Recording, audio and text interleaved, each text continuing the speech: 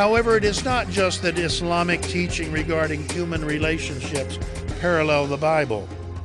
They also foreshadowed American ideals as stated in the Declaration of Independence and in the United States Constitution.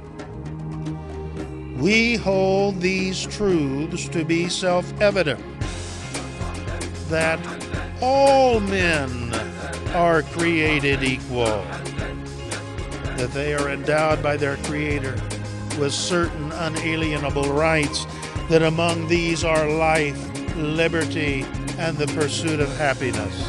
Declaration of Independence, July 1776. All men are created equal. Those are eloquent words and lofty ideals. Yet sadly, that same Declaration of Independence goes on just 2 paragraphs later to refer to, and I quote, the merciless Indian savages, unquote.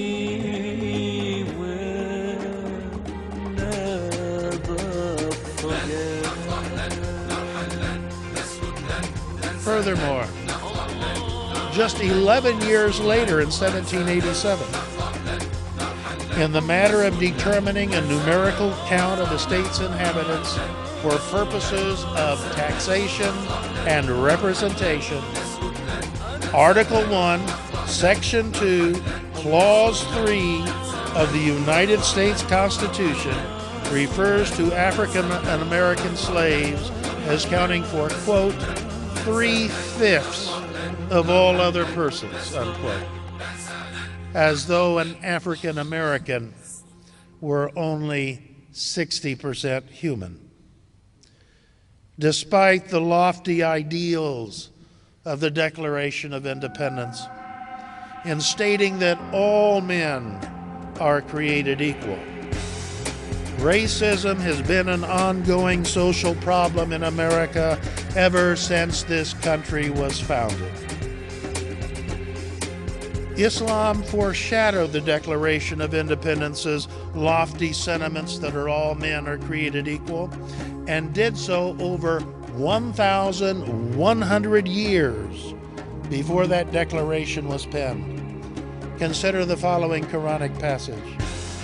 O mankind, we created you from a single pair of a male and a female, and made you into nations and tribes, that you may know each other, not that you may despise each other. Verily, the most honored of you in the sight of God is he who is the most righteous of you. Quran 49, verse 13.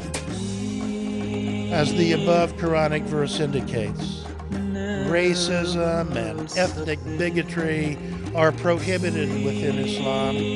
One's particular ethnicity or race can never be the basis by which one is enslaved, and must never be the basis for any bigotry or prejudice. This Islamic prohibition against ethnic and racial prejudice is made even more strongly in Prophet Muhammad's other sermons during his farewell pilgrimage to Mecca, during which he instructed Muslims to obey a black-skinned slave if the slave followed the dictates of the Quran, and during which he referred to the above-quoted Quranic verse.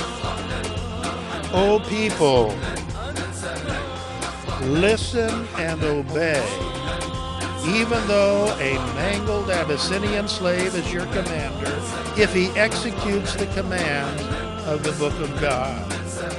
O people, verily your Lord is one, and your Father is one.